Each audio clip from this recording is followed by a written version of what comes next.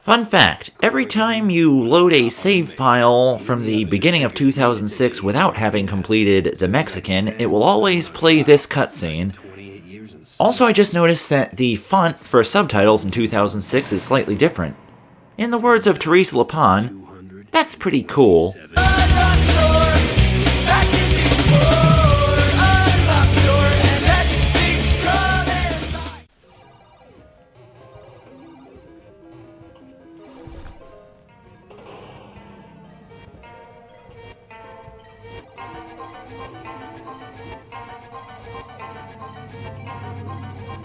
Dimes or quarters?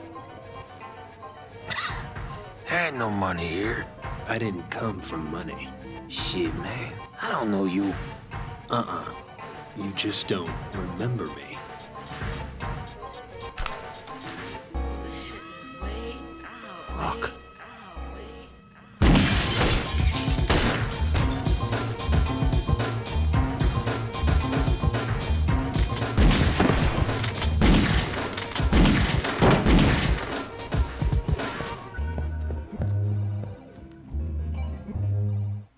Crazy bastard still coming!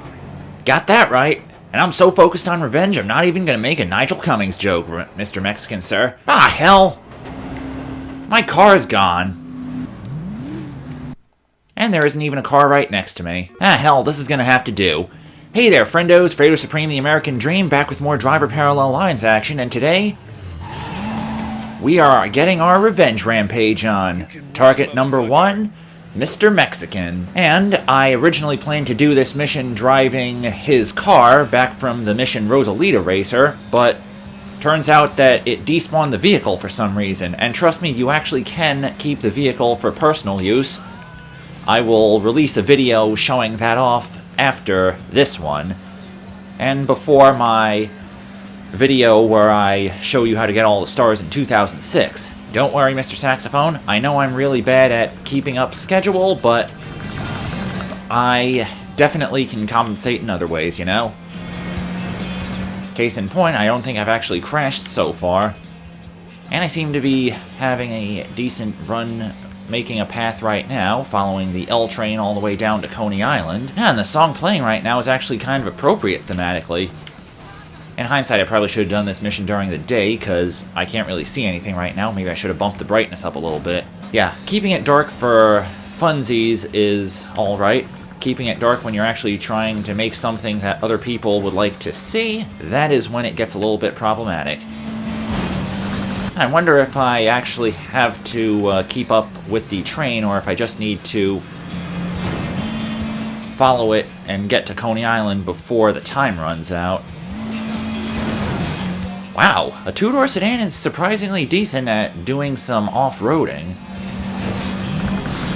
Of course, it also helps that there's a lot of somewhat paved areas over down by the train tracks. Okay, hit that jump perfectly.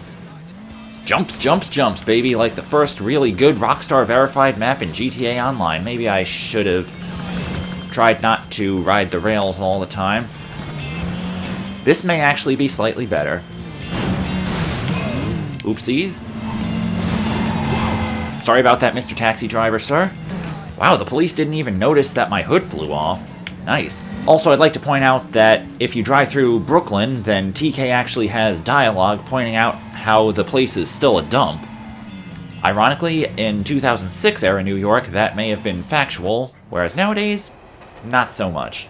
They gentrified a little.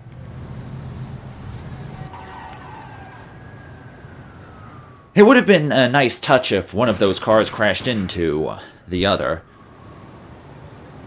I tell you, man, he's fucking psycho! And unlike Ava Max, I am not sweet in the slightest. Huh, I only have my Beretta 92F out right now, whereas in the cutscene, TK had a Desert Easy, alright. Huh, I'm at Coney Island, and I'm at an amusement park. This is basically like the Warriors if it ended a lot more differently, i.e., they didn't find out that the Warriors were actually innocent of killing Cyrus. Oh.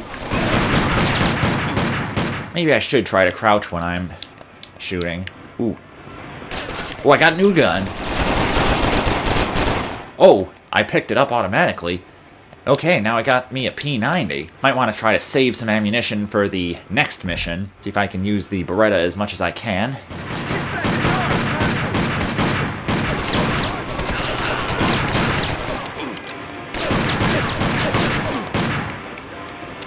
Okay, this is clearly not effective.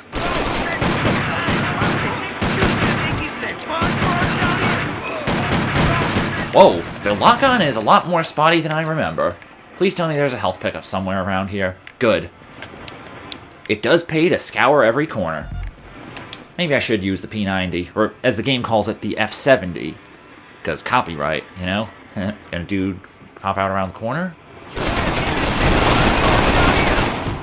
Oh. Oh, hell. Walked into an ambush. This is embarrassing. Ah, hell. Please tell me there's a health up somewhere. Yes, there is. Back in the race. See if I can... Good. Tapping it actually kind of worked. Fanning the trigger still works? Can I actually get in there? Okay, that guy actually had a shotgun. Damn, I can't turnbuckle through it. Okay, and the shotgun in 2006 is also different. It's modeled after a Mossberg 500 bullpup, not a Keltec KSG as I used to think. Hey, there's a health up over here. See if there's gonna be somebody who... Oh. Yeah, holy crap indeed. Oh, how ironic. He seemed to be in a target shooting booth. Wait a minute. Hey, it's that song from the cutscene that's playing in the shooting booth. And there's a motorcycle, and I can actually drive it. This might be a little bit impractical. Well, the important thing is The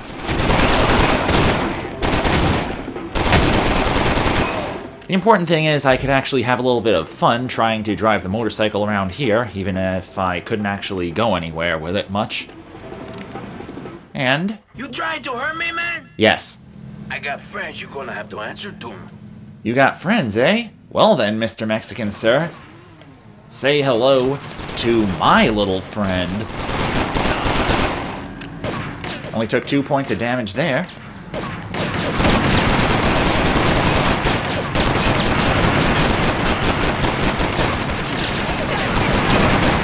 Okay, maybe I should grab the health. Reload in the process.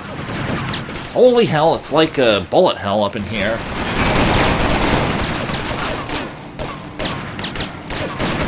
And let's get Mr. Balcony Boy over here. Still don't have the deagle.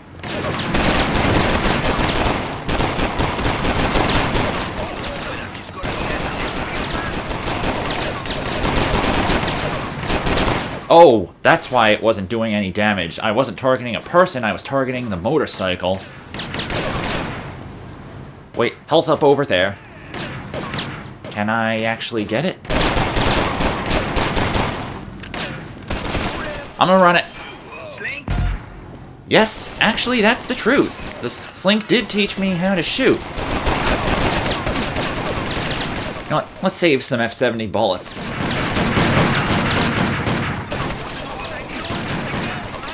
I actually took that guy out.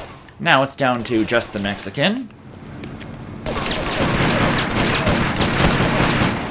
Nicely done. Cherry tapped him with my Beretta. Heh.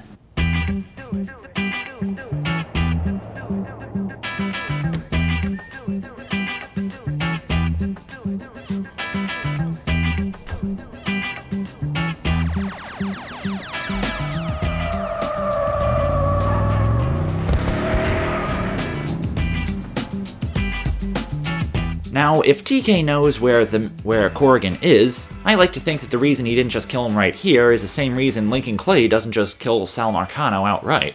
Shit. It's because TK wants Corrigan to know what it's like to lose everything. Who hails from the stable of Annie Richards. According to her trainer, Dougie Walton, she's more than capable of producing the goods first time out of the stalls and is picking up a 3-to-1 favorite in this one.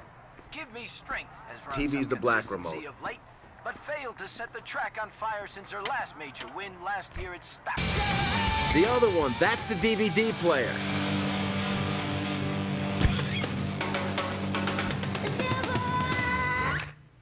What happened? These things breed? I want to help. Oh, yeah? Yeah, I did some thinking. Candy's out of town a lot. There's a girl I know helps him run things. Maybe needs a driver. I told her about you. Fixed up a meet for tomorrow. Well, what's wrong with now?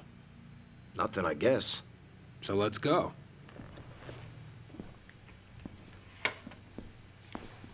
What about Bishop and Slink?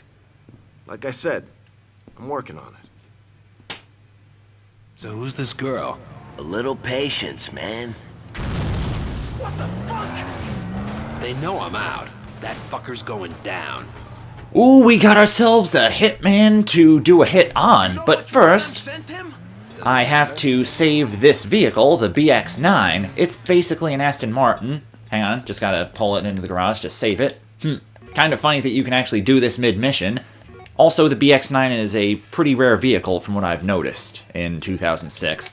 And just to restart so I don't really lose that much time chasing the assassin. That fucker's going down. You heard the man. Let's ice this fool.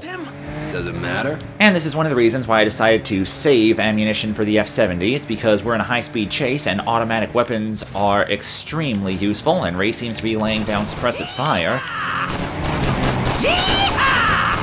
You turned cowboy on me, Ray? Oh, hell. One time's involved. Wait, did they shoot out a tire already? I know I'm mostly hitting the SUV, but any damage to the vehicle is good enough. Also, I'd like to point out, you can barely hear it right now, but the song playing right now is Danger Doom's The Mask featuring Ghostface Killah. This is actually where I first found out about MF Doom, really. Just keep hosing this Ford Explorer with bullets. Now I'm down to my Beretta. Cause a bunch of damage to the vehicle. How is that thing still running?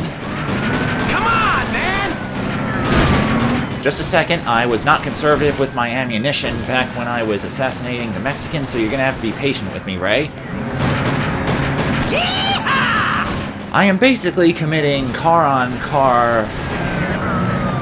I'm basically committing Frotteurism with a vehicle right now. Good thing Ray has an infinite ammo. Wait, I just shot out a tire on the Olympic.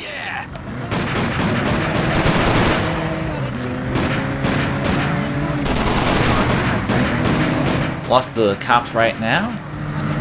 Ray, please start hosing this thing. That's what I'm talking about! Damn, Mr. Torg would be impressed by that statement. Let's go.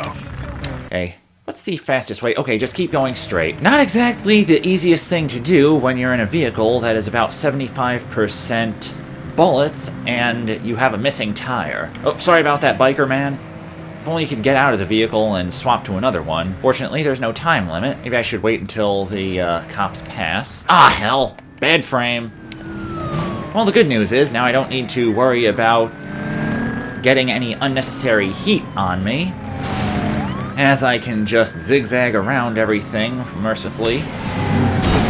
What the fuck? Now you gotta lose the heat! By the way, I just wanted to point something out. In 2006, police are a lot more dangerous because they will shoot you through the windows of their own vehicles at any heat level, not just when you have excessively high heat levels. Wanna go meet this girl Which is or not? one of the reasons why bulletproof glass becomes a lot more useful. Oh, and bulletproof tires as well. Those also become useful in 2006 especially. But now that we have successfully managed to shake the Hitman and our vehicle's in a lot better condition, mainly because I decided not to get all RAM happy, we are now having a much easier time about meeting the other coolest character in Driver Parallel Lines, Maria Cortez. And by the way, I do have something cool to tell you when this cutscene finishes.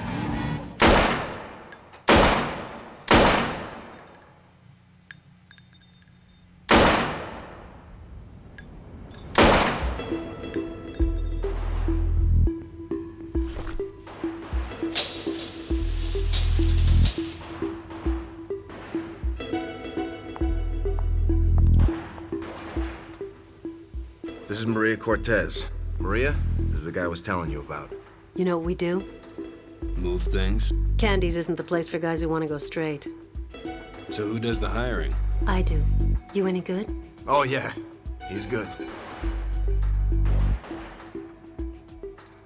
You're job make you tense? There's bad guys out there. Don't they just get everywhere? You'll hear from me. Wait, when do I get to be Candy? When I say. You're the boss.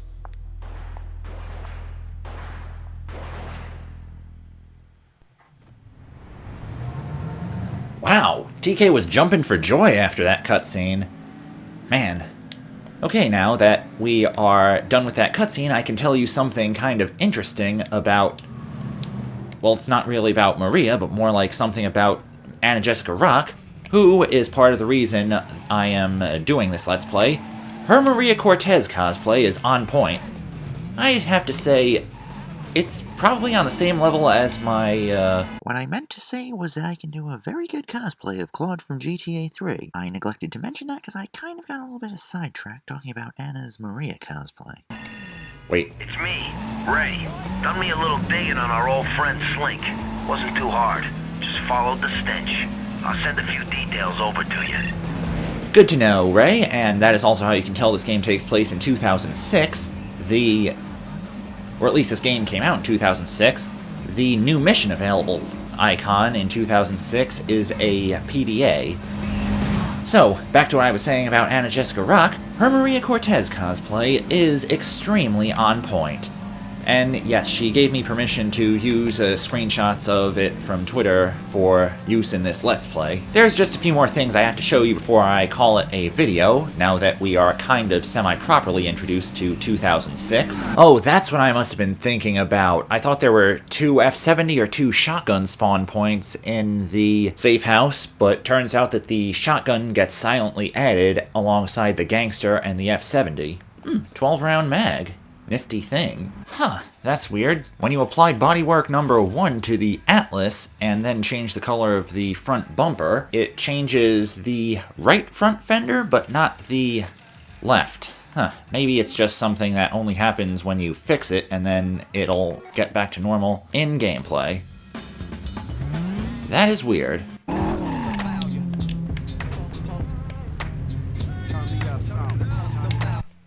What the hell just happened?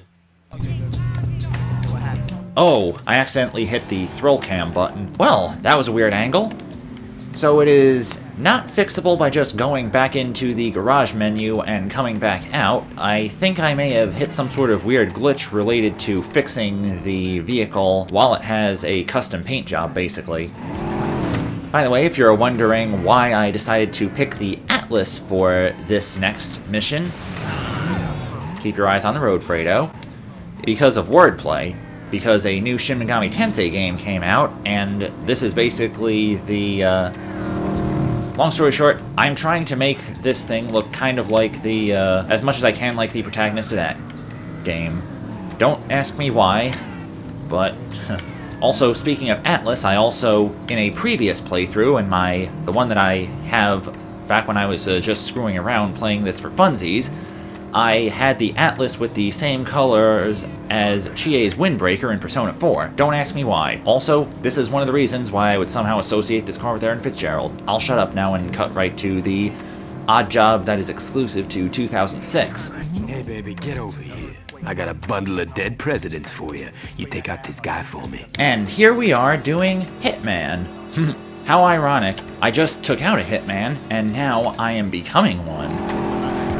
Kind of ironic, really, but mercifully I decided to stock up on ammunition for the one automatic weapon that I have at the moment. We will be getting some more. Oh, and I also got some more shotgun ammo. Hitman is basically kind of like a much more aggressive version of Loan Shark, where you have to track a guy down, but here, killing him is actually necessary, as opposed to problematic, because here, these people have definitely defaulted on their loans, and the alleyway I turned down is in a few more feet.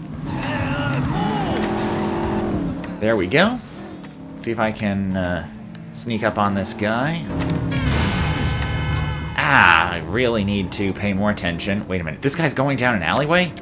Sucker. Target found? You have time limit to locate the target. Now you actually have to track him down, but for that you have unlimited time. And, much like the Hitman's car, there we go, actually. That is a lot easier than you would expect it to be. Mainly because of the virtue of possibly accidentally shooting the target through auto-aiming onto his vehicle, but nevertheless, Hitman is pretty easy if you have a decent supply of automatic weaponry on hand. And maybe before I wrap up this video for today, I should show off the other side job that was in 1978, but I didn't show off because there was a mission where you basically did that already. By the way, if anybody was curious, the Atlas is actually a very good vehicle. I mean, you just get all the engine upgrades and some custom bodywork to improve the handling, and you have something that is very capable of winning all of the driver Grand Prix events, and that was a pretty sick flip I did. Insert the Johnny Mosley announcer right there. Dinner roll with a 180. What I was saying before I hit a flip and kind of trashed the Atlas a little bit, this is a very good vehicle. It will easily help you win the driver Grand Prix events.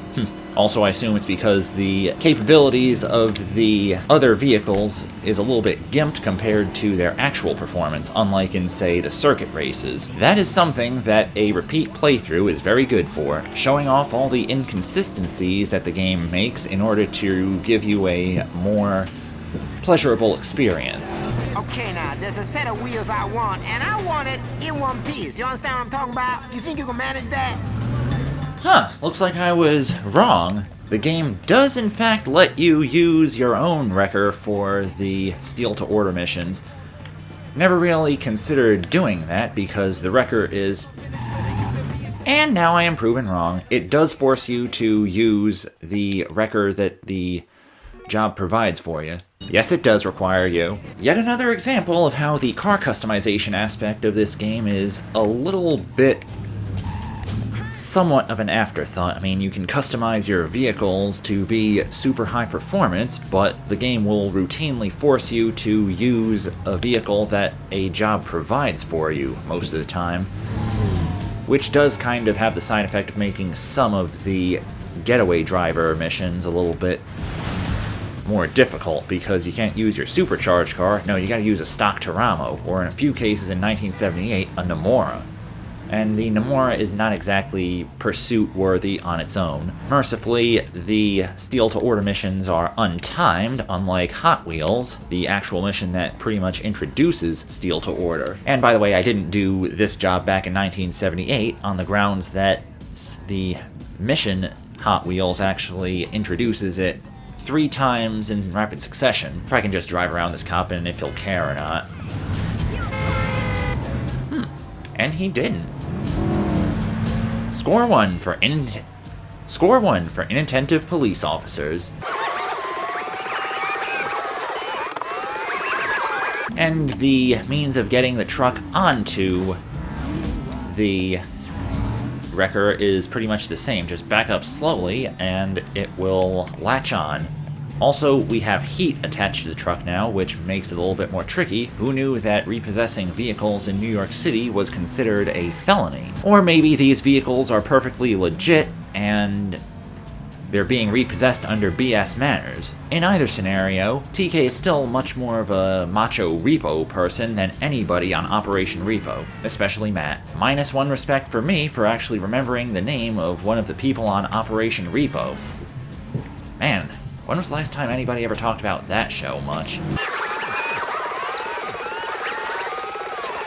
Well, this episode is kind of interesting. Kind of showed off a pseudo supercut, I guess, of ways to fail various things about it. I honestly didn't know that it was possible for Ray to get hit by stray gunfire in Hitman. That's what the second mission in 2006 is called. But you'll never see it unless you view the mission details in the pause menu. Thanks, motherfucker. Here's your payment. Perfect delivery, 5Ks. And I believe that is where we shall conclude for today. I'm Fredo Supreme, the American Dream. Like the video if you did, leave a subscribe if you really liked it, and holla at y'all next time. I mean, holla at y'all later. Damn it, it's been so long since I did my last video I forgot what I actually say during this part. Whoopsie doodles.